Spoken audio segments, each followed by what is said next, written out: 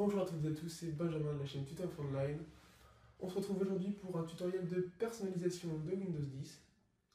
Donc, je vais vous montrer un peu comment installer un thème.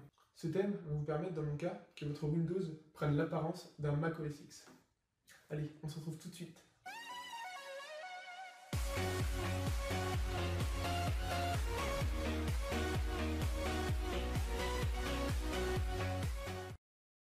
Afin d'installer le thème Mac OS X, vous allez devoir télécharger un petit fichier, puis le lancer. Un lien sera dans la description pour le télécharger. On patiente quelques instants, puis on arrive ensuite sur la fenêtre d'accueil afin d'installer ce thème.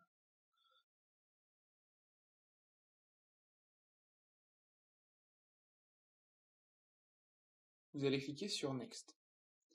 On accepte les termes de la licence, puis on reclique sur Next.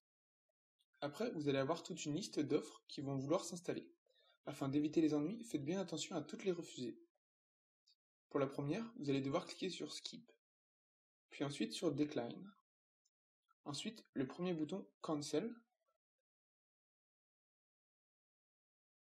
Encore une fois Skip. Deux fois Decline. Une fois Skip et ça sera terminé.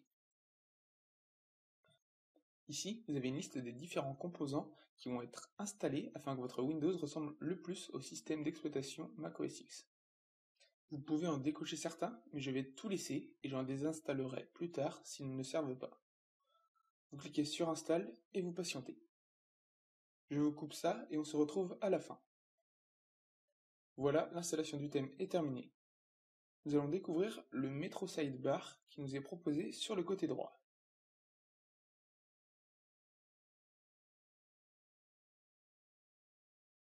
On passe les trois petites explications et on peut modifier cette barre.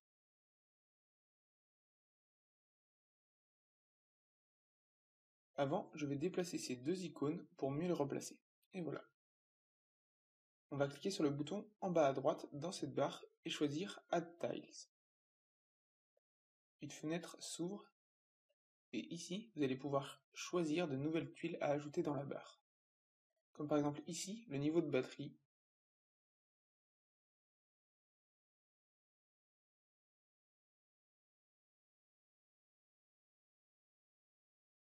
Et je vais aussi ajouter la tuile Power.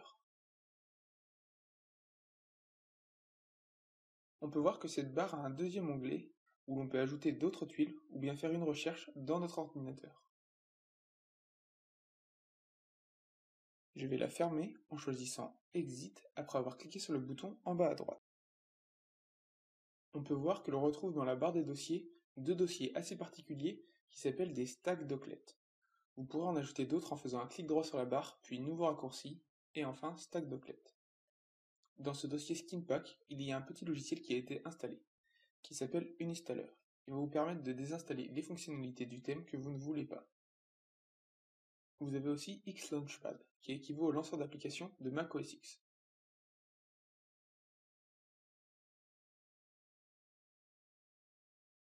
Vous pouvez voir, tout est fluide, la barre ne pose pas de problème sur l'ordinateur.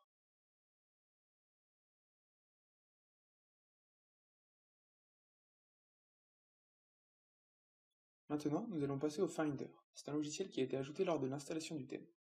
Cela remplace votre explorateur de fichiers. Mais comme vous pouvez le voir, les icônes sont assez floues. On remplacera ça tout à l'heure.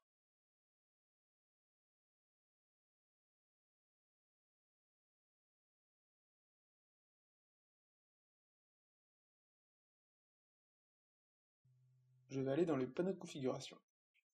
Comme on peut le voir, tous les icônes ont changé. Ils ont pris l'apparence de ce à quoi ils ressemblent sur Mac OS X.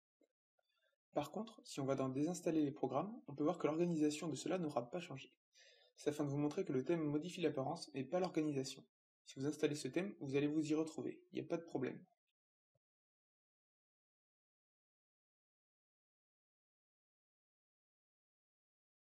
Comme vous pouvez le voir, certains icônes ont un nom en anglais, ou d'autres par exemple ne pointent pas vers le programme que l'on souhaite. Comme par exemple c'est le cas d'Internet Explorer. Je vais donc faire un clic droit sur l'icône, puis choisir Propriétés. Ici, je pourrais changer l'icône du raccourci, le nom de celui-ci, donc je vais mettre Google Chrome par exemple, je vais ensuite chercher Google Chrome dans mon ordinateur.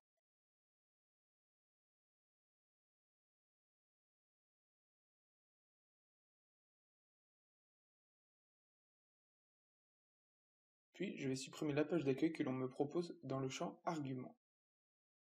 Vous allez ensuite cliquer sur OK.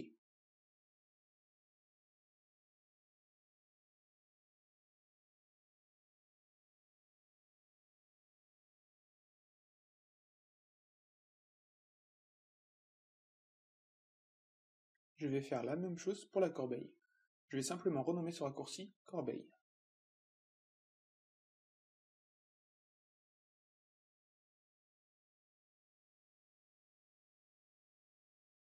Je vais maintenant vous montrer les widgets grâce au logiciel Xwidget. Vous avez différents widgets que vous pouvez mettre sur votre bureau en faisant un simple glisser-déposer, comme ceci. Vous pouvez en télécharger d'autres en cliquant sur More Widgets en bas à droite.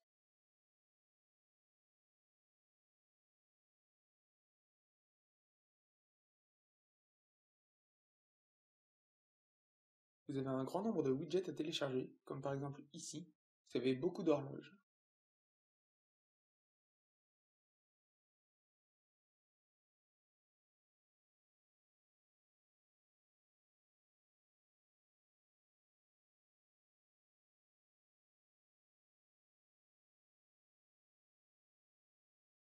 En faisant un clic droit sur le widget, vous pourrez gérer tout un tas de paramètres, comme par exemple le zoom, l'opacité, et vous pourrez surtout bloquer sa position, comme ceci.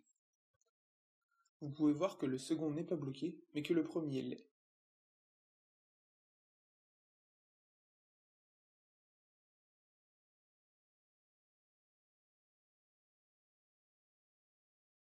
Vous pouvez cacher vos widgets, je ne vois pas l'utilité mais bon.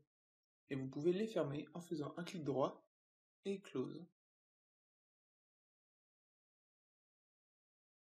Ensuite, nous allons passer au Finder. Vous vous souvenez, les icônes sont tous floues. Moi, je vais donc remettre l'explorateur de fichiers par défaut.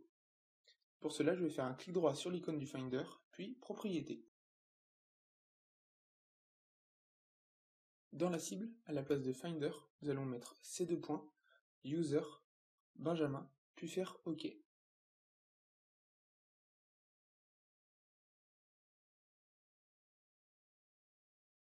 Vous pouvez voir que l'apparence de cet explorateur de fichiers est vraiment très sympa. Après, vous pourrez me dire ce que vous en pensez dans les commentaires de la vidéo.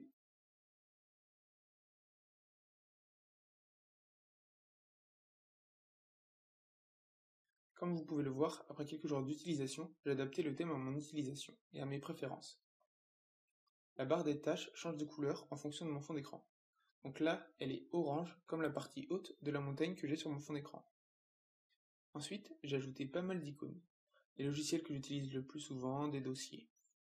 Vous pouvez maintenant voir que si je déplace ma souris dans le coin inférieur gauche de mon écran, Xlaunchpad s'ouvre.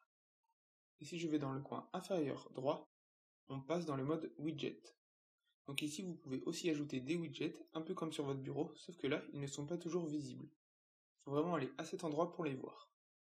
J'ai donc ajouté un widget afin de connaître mon adresse IP, le contenu de ma corbeille et un indicateur sur mon processeur, ma mémoire vive, etc. En bas à gauche, vous pouvez ajouter d'autres widgets comme sur le bureau.